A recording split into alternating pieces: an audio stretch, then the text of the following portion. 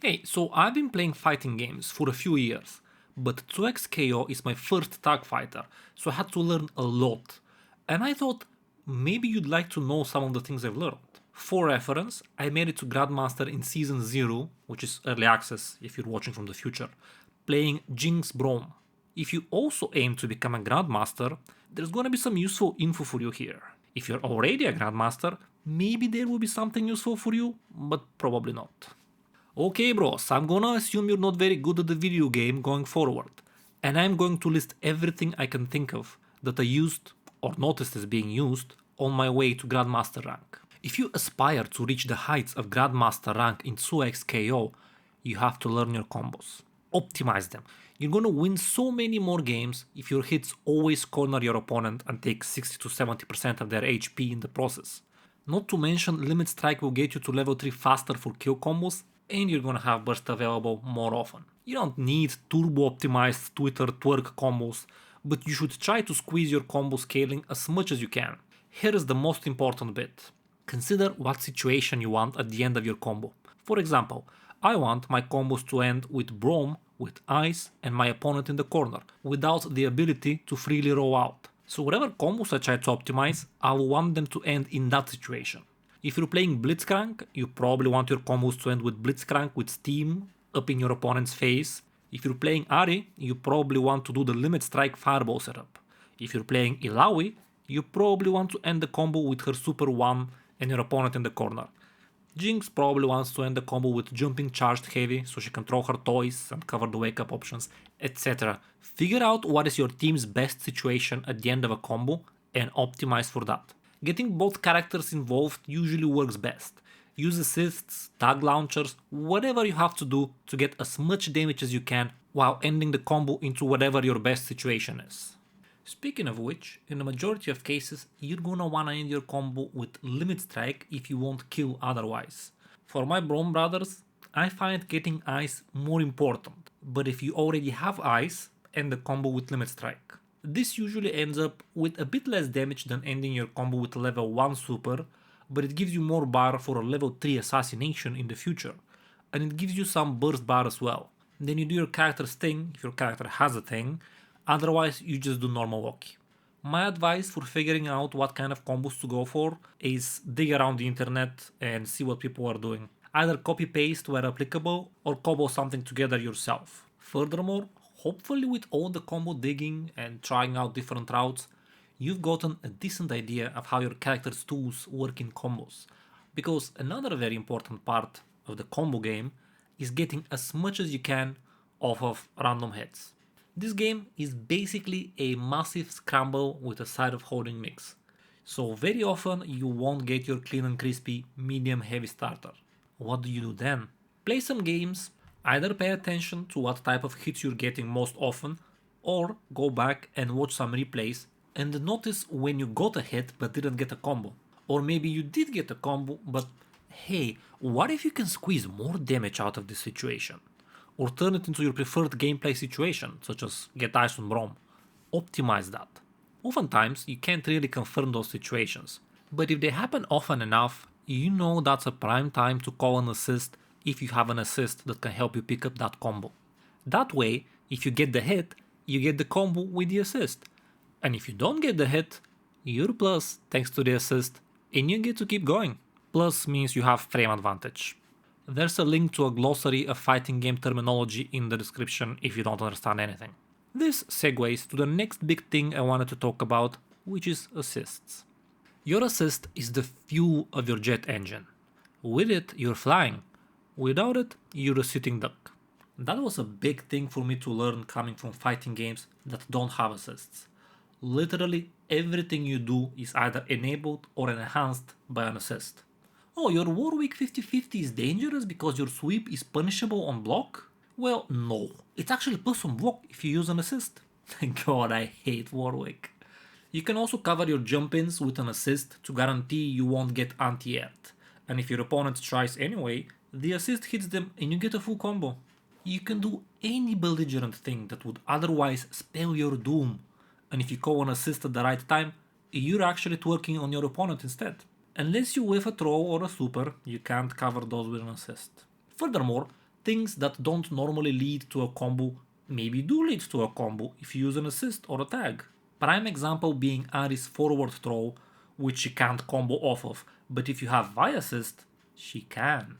There's all kinds of optimizations you can get there, which makes it so you get more bang for your buck when you get certain hits, and maybe even change the risk reward because that option that wasn't supposed to lead too much now actually does. Alas, that's something you're gonna have to figure out yourself, because it's very team dependent and maybe even fuse dependent. But that's not all. When you call an assist and your assist character is just sitting there, that also allows you to do stuff for free and not get punished, because you can tag to said assist character and handle the situation with them.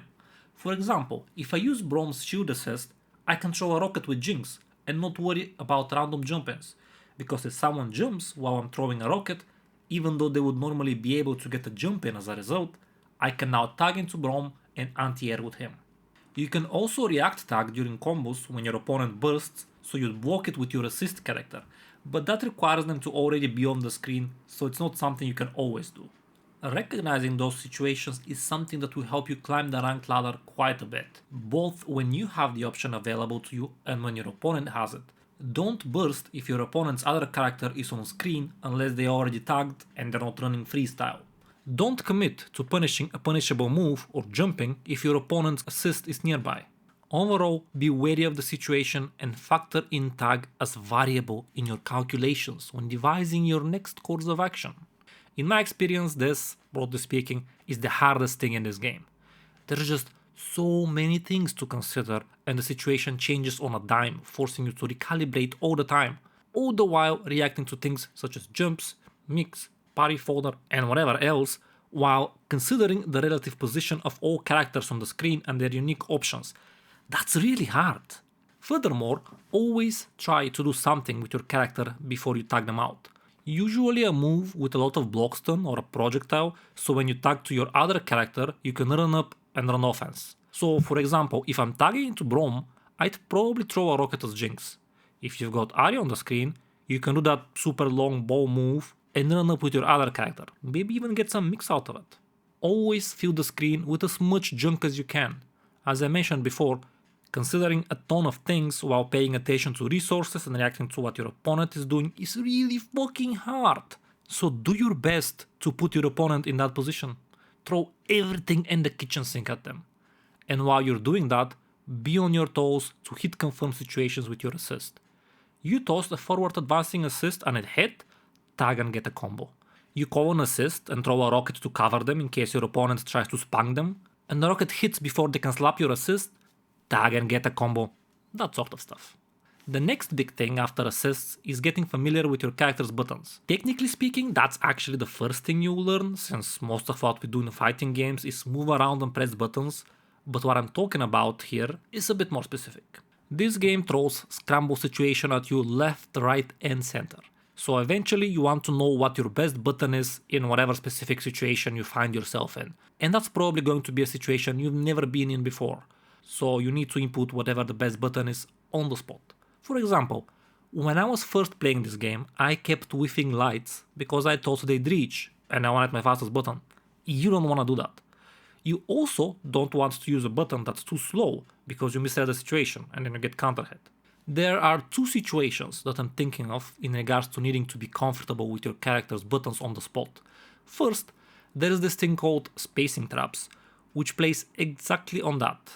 Such as when Teemu rolls into you, although I'm not sure how strong of a spacing trap that is, now that it's not zero on block, but the general idea is the same. It's a weird distance. You have to know what button is most likely to work when you block that thing, and your opponent has an advantage because they've made people block this in most if not all of their games, and they know which of their buttons works well there. That's a spacing trap. You can also check the glossary for a better explanation. Second, and this encroaches on another skill, you need the situational awareness and gameplay experience to be able to reason whether you have the advantage after a random awkward situation or your opponent does. Things like random air flips, dropped combos, air blocks, and once you've guesstimated who's got the advantage, you need to be familiar enough with your character's buttons to know which is the best to press. Next up, offense. This is also highly variable depending on your characters. The best thing you can do here is hunt down someone playing your team at high level and watch some videos or tournament appearances to steal tech, same as combos. I'm talking things like doing Yasuo assist to sandwich people with freestyle and running offense, or using blitzcrank assist to restand people while you twerk in the air with Are, whatever your team's got. My team doesn't have great mix, at least as far as I'm aware, so I mostly play Jinx for her full screen obnoxious presence, and if I get a hit I play Braum with Ice, where I mostly swing my big armored buttons and occasionally try to sneak in a command grab or an overhead if my opponent is defending against my mids particularly well. If you've got Vi, you probably want to cover her dash through with an assist, then do left-right that way. If you're playing Warwick, you just do your dumb 50-50 and cover the punishable bit with an assist, yada yada. There's a pattern, right? Mostly you use an assist to let you set something up, and that's the one universal thing I wanted to mention about offense. Cover yourself with an assist and ideally make your offense a true block string. If you don't know what that is, check the glossary. And also remember, if you're doing a left-right mix, your opponent automatically blocks left-right in a true block string. So you have to leave a gap or your mix is not a mix at all. Why is making your offense a true block string important? Because if you don't, you're opening yourself up for a parry. That said, if your mix is high-low and there's a gap, you're probably okay because your opponent is guessing anyway, because parries either cover lows or everything else, and the risk reward there is in your favor. If you've got a left-right mix, you're probably okay anyway, assuming you can do a mid or a low, which means parry is a hard guess for your opponent again, and that's not a good situation for them. But then there are things like Darius's pull move, which leads to strike or throw. That thing is parry fodder. You have to seriously overload a good player's mental stack to avoid getting parried here. But you know how you can guarantee that move never gets parried? That's right. You do a block string into an assist as you're doing the pull move, such that the whole thing is a true block string, and you get your mix off the pull. Furthermore, the assist you use to cover yourself with can also be parried, which puts an end to your offense. But if you make that assist into a true block string, then it can't be parried. The higher you get on the ladder, the more important it becomes to keep your offense tight. I'll mix offense and defense here because it's the same thing but on the other side. So everything I talked about in regards to offense and how to make it tighter, well, you're gonna learn how to do the things that force people to make their offense tight when you're on defense. Because why hold a mix when you can use such and such defensive technique to avoid it? Why hold the Darius mix when you can parry it every time? And if they make it a true block string, guess what? Your parry doesn't come out, so there's no harm in doing it every time anyway. Just make sure you have at least one bar for the parry, otherwise you're gonna get counter hit going for what you thought was a guaranteed parry. Now that's not good. Speaking of which, I would say don't gamble on parries. Only parry when it's guaranteed to work, such as telegraphed moves like the aforementioned Darius pull or projectiles, things like that. Only go for the gamble parries as a last resort. The risk reward on them is not good. While on parrying, I freely admit that's where my defense is lacking the most. I don't play the game that much, but I have recognized that if I want to level up, I have to focus on parrying the guaranteed stuff to level up my defense. That's the biggest thing I've identified, though there are a few other things as well. So at least currently, you can totally get to Grandmaster without parrying. But do parry the telegraphed moves when your opponent is abusing them. To give you another example, if Echo does My Time special as a point character, you can parry the second My Time. The trick here is that he doesn't have to do it, so you're gonna have to be at the ready, because if he does do it, it's a free parry, so you don't want to just leave that on the table. But at the same time, you have to also be ready to keep playing the game in case he doesn't do the second one. Which he might not, because even if he uses an assist to make it a true block string, his only good option there on block is to use the Time Winder super, and why would he put himself in that situation? Which is exactly why Echoes do it sometimes. You press after the first lunge and they do the second one into Time Winder super for a big combo, the cheeky buggers, but not if you parry it. Now, speaking of defense, knowing what your opponent is doing and what their options are is important. You can't calculate your best course of action unless you know all the variables. Therefore, a big part of defense is studying the characters you're facing. More often than not, what's happening on screen makes sense, but sometimes you gotta go to training mode and boot Yasuo and figure out how the hell does his stance even work. Things like that, and also frame data on certain moves, but you should thank some else to those things first. It's more fun to play the game than check everyone's moves after all, at least to me.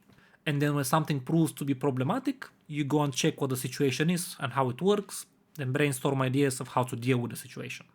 And sometimes you just hold mix, it can't be helped. But even then, it's good to know the options, so you can make a bet.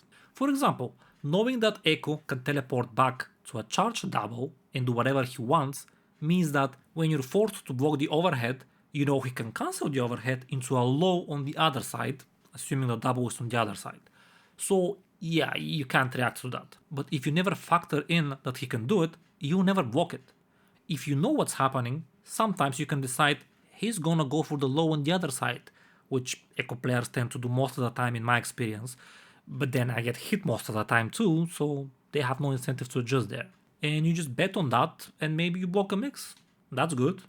Before I get to the obvious defensive mechanics, I'd like to mention 2H, that's down heavy, the dedicated anti-air button. Why do I want to talk about it? Well, because I've noticed a stark difference between the good players I fight and the less good players I fight. I've noticed that if I jump and I don't use an assist to cover that jump, I'm getting 2H'd. So I should either block or tag. There's another cheeky example of using assists. When you call an assist, you can jump at your opponent, and if they did something committal, you get a free jump in. If they didn't, you can tag to your other character and smack them for trying to 2H you. This works the other way around too. If there's an assist that can smack you, it's dangerous to anti-air. So what do? You air throw.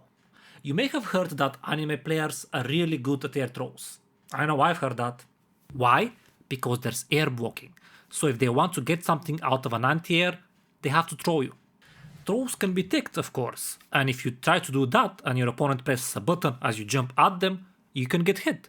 But then if they try to do either tech or press a button without reacting to your jump, you can do the normal 2H anti-air and get a combo. And if the situation is such that they'd have time to react, you can jump with a button, which they would block, do a string in the air and be plus on the ground. That's another thing I haven't quite learned, but I heard Leffen mention something like that in a video of his, and it makes sense, so you can check your character's air block string that leaves you plus on the ground. But in my experience, air throw works, and if it doesn't, then 2H works. Still, if you somehow get past that, look to air block strings. My point here being that you're not guaranteed a punish on a jump in this game, but if you know the options, you can turn it into an RPS, which stands for rock, paper, scissors, check the glossary. And that forces your opponent to think more about what they're doing, which loads their mental stack, etc. Remember that thing about tossing everything at the kitchen sink at people? Make them think about as many things as possible, then you can randomly hit them with the simplest thing. Now, there are 3 built-in defensive mechanics and 1.5 option selects that I can think of. First, push block. On the surface, that's a really good option, and it even lets you punish some moves with big recovery if you push block at the right time, which, on the flip side, means that you gotta be careful when using such moves on offense, and you guessed it, cover with an assist. But using push block against good players is actually very tricky. Why? Well, because you can only push block one character, and it puts your second character right beside you. So what ends up happening if you push block at the wrong time is you push one character, your opponent tags into their other character, and now they're doing a block string which deals damage to your other character. And some people have mean block strings. They'll keep you occupied until their assist is back and deal a bunch of damage to your second character in the process, then restart the whole thing. And guess what? Your push block cooldown is 4 seconds rather than the 2 seconds of an assist, and it doesn't start until your character's bruised ass is allowed to leave the screen. Using push block is not easy against good players. This is where you hold mix and look for good situation to parry an assist or an obvious move, or you try to identify gaps in your opponent's pressure and try to stick a button out, or if you didn't use your assist to push block, you can jump and call an assist. Then if your opponent goes for your jump, you hope whatever it is they do has a gap so you can tag it to your assist, and if they go for your assist, you hope you can do something with your main character. This might be where the limit of my skill goes, and there's actually more you can do, but I, personally, find myself holding mix in the corner and desperately looking for a gap to squeeze through. Why do I say in the corner? Well, because mid-screen you can also use retreating guard, When it comes to retreating guard, you really want to know what options your opponent has in their block string. Now, you want to know what options your opponent has in general. That's how you can also use push block to successfully defend, but when it comes to retreating guard, it's very simple. When can they use lows in their pressure? 2M is a low for every character, as far as I'm aware, so if you're blocking light or medium attacks, you don't want to use retreating guard, because, as I'm assuming you know, retreating guard loses to low attacks, and block strings go from light to heavies. Meaning, if your opponent's only low is down medium, once you see that button, you're free to use the retreating guard, which creates distance, which makes it more difficult for your opponent to twerk on you. Obviously, it doesn't help in the corner since there's nowhere to back off to. Also, you want to use the retreating guard as much as possible when safe, because it generates extra bar. But there are those cheeky characters who have a sweep, which is a low on down forward heavy input, which means they can literally do it whenever they want, and you're never safe from that. Darius has it, Brom has it, Ari has it, etc. Sometimes, maybe you've noticed your opponent doesn't use lows much. Like I used to do light, medium, heavy, forward heavy sweep with Brom. But if you notice that, that's free retreating guard before the sweep. Obviously, your opponent can adjust, and that's something you should look to do on offense. Use your lows to make sure your opponent sits tight for your block string. Why do you want to do that? Better spacing for your assists, so you can reset pressure or set up schmicks. Or another thing you can do when you've got your opponent to sit and hold your block string is stagger your pressure, which means you cut your block string short to run up and start it again. That's dangerous because when you're running up, you're not blocking. But, it's fighting games. You're just tossing guesses and your opponent is tossing guesses and someone wins. It's good to do anyway because you can A, cover your approach with an assist, which means your opponent has to pay attention to whether you have it available. And blah blah in the kitchen sink, you know how that goes. But also, another thing you can do is only run a little bit and then press a button. That's impossible to react to, so if your opponent tries to press on reaction, they get smacked in the face. Meaning they'll have to guess on that press. Meaning, if you swat a frame trap there, you randomly get hits. The way you frame trap in this game is by skipping a button, so going from lights to heavies, for example, skipping mediums. Your character might have extra options if they have forward heavy or something. Generally speaking, I don't see many people doing that, but I think it's good, and if you can find the space to represent that option, it makes defending more difficult for your opponent, and that's always good. Next up, there's the wake up options. This refers to your options when you've been knocked down. That's forward throw, backward throw, and wake up attack, which is invincible but punishable on block. Also air flips, but that's a separate thing. Generally speaking, the vast majority of the time, what you're gonna want to do when you get knocked down mid-screen is roll back to create distance from your opponent. Most of the time, most characters can't punish that mid-screen, not on reaction. But if you notice your opponent's combos end in such a way that their character can actually cover both rolls, then you should do what you should do damn near every time you wake up in the corner. Fucking nothing. That's right, you just sit there and take it like a good boy. Why? Because most of the time your opponent, if they're good, will play around those options in the corner. They'll back off a bit so the wake up attack will whiff, throw you if you try to roll out, and in any other situation, press their button before you can get anything out yourself. That or spam the dash button in your face, which will automatically chase the roll and then react to it with a throw. Technically speaking, the timing between rolls and wake up attacks is different, so they can do that and still block the wake up attack and punish it. But waiting for the wake up attack makes it difficult for them to deal with you pressing buttons or jumping back. There might be some fiends out there who can do it, but mostly I see people back off a bit and cover all options that way. And yes, that means you need to be ready to throw forward throws and press a button if they do anything else. It's a skill, you have to learn it. Mid-screen, it's a bit more of a guess, because if you want to grab the back row, you have to just straight run at them. But if you do that and they forward throw, they get out. So it's a bit more tricky. Also, do keep in mind I play Brom, so it's possible that faster characters can spam the dash button and catch either row. I doubt it, but since my characters are both different levels of slow, I can't be certain. So does that mean in the corner you basically have no wake up options? Not exactly, because most characters' good mix comes from running at you or doing something that would allow you to roll out if they commit to it. Again, you have to know your opponent's character's options and pay attention to what your opponent chooses to do. For example, when Ari sets up the fireball, she has to back off to cover forward roll, And then she can run in and get strike throw mix when you block or parry the fireball. However, if she believes you want forward throw because you expect you cover it, she can run in and do some jump RE shenanigans with overheads and lows. It's a better mix, but if she goes for it, you can roll out. It's a guess, but again, that's fighting games. Know your options, represent them, place good bets. Generally speaking, if your opponent is covering your options, you can probably reliably defend against that. That or they put their ass on the line with a throw, which you can jump on a guess and get a full combo on the way down. So they'll either forego their mix to keep you cornered, or they'll commit to something which lets you roll forward or do a wake up attack.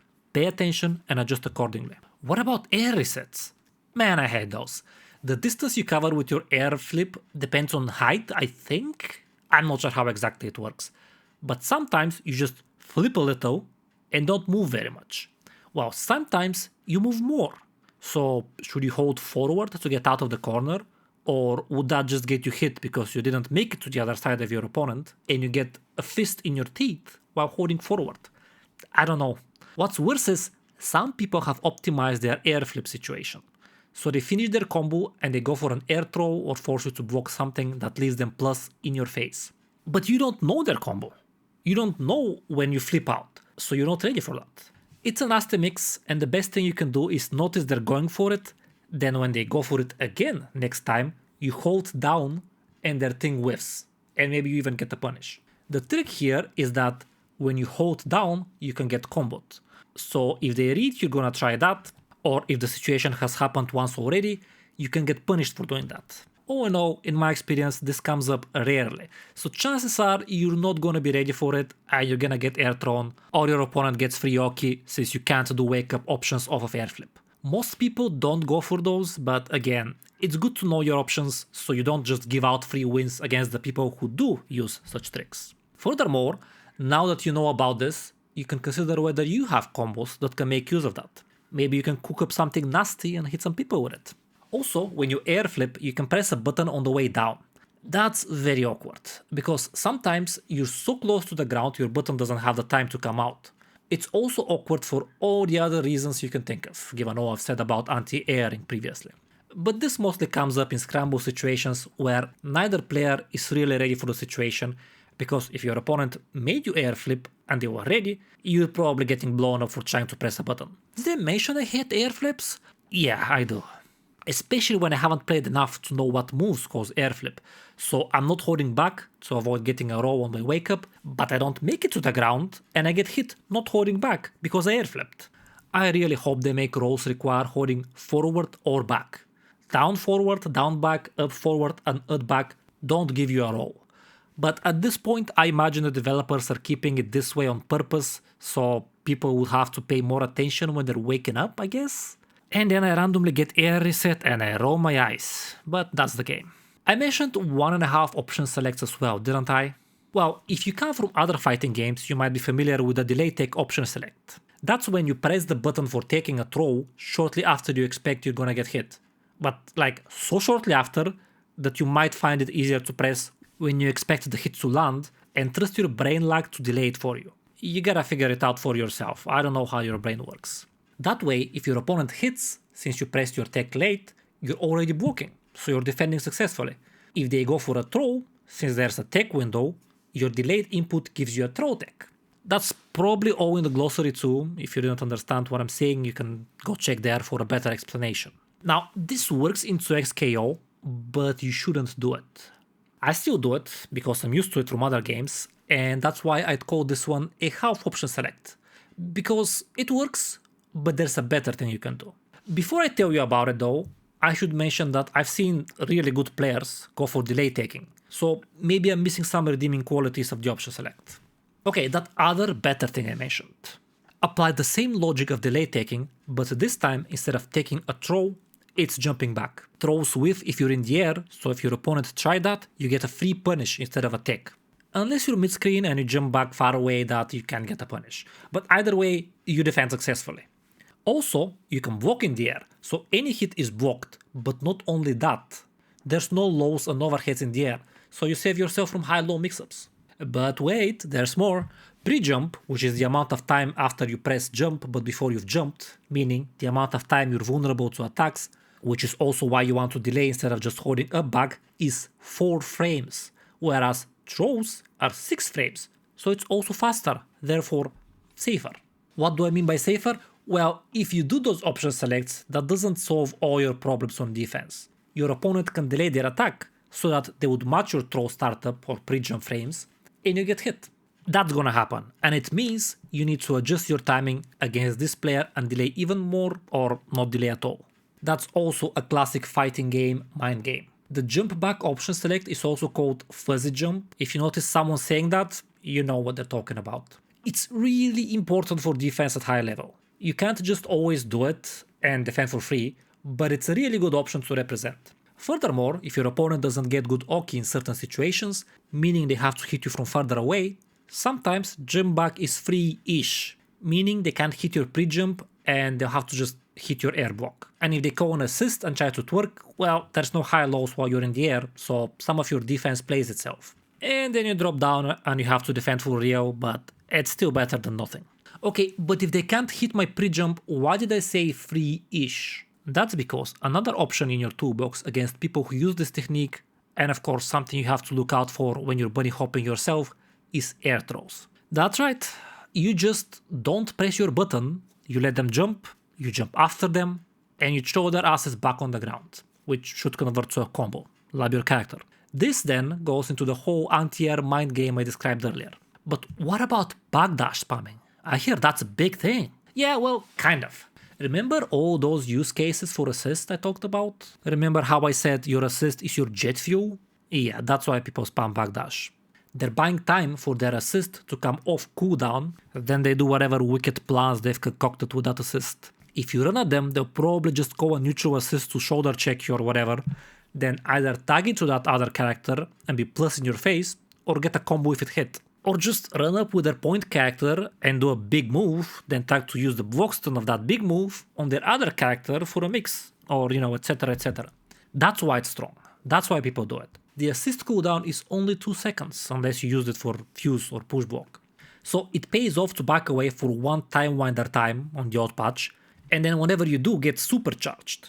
You can use this amazing high level technique too, but keep in mind, not all characters are equal at that. Braum can't backdash to save his life, and Jinx isn't great at it either. And even with good backdashes, you can run up to people and eventually corner them.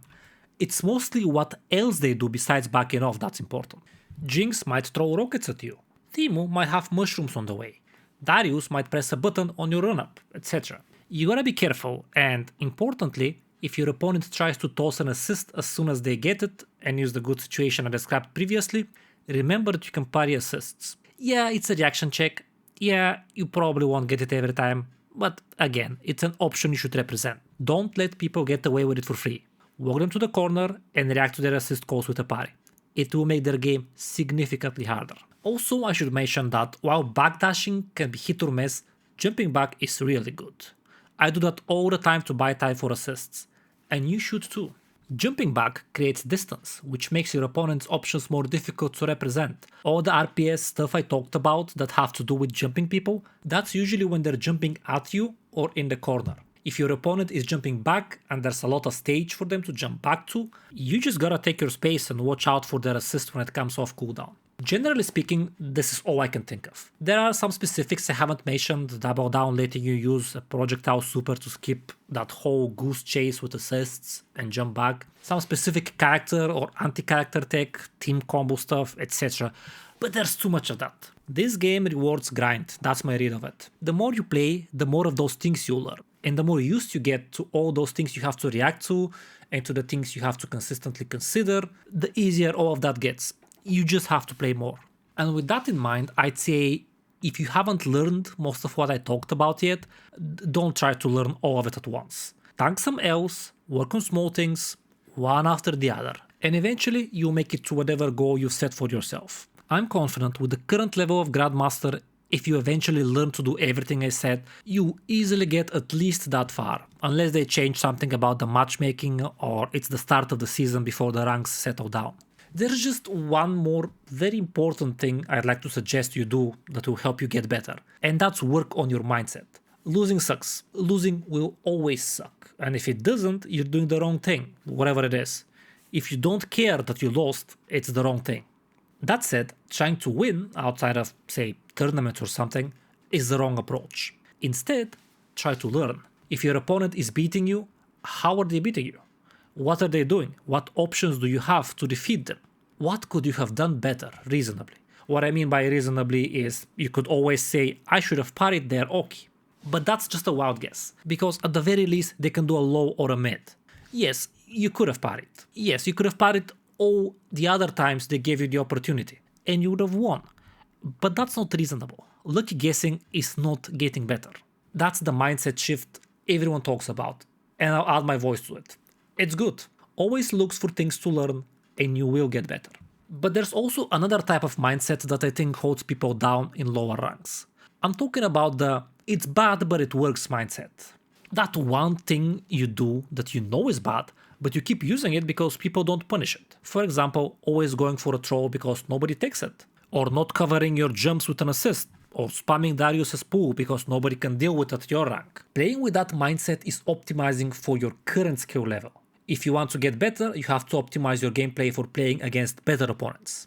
And sure, if you're literally steamrolling everyone by doing this cheeky thing, keep doing it until people start dealing with it. And then rack your brain for ways to change up your game plan to deal with the new environment. But if you're not winning your games for free with that thing, then you need to shake things up.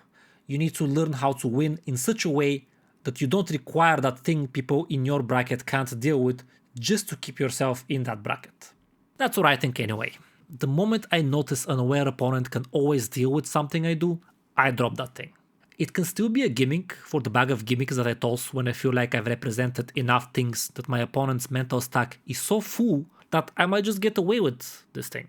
But for the most part, I just don't use that thing anymore. I suggest you do the same. Lastly, I'd like to reiterate one more time that learning is a slow and arduous process filled with L's and Souths. Accept that and don't try to do too much. Baby steps will get you there.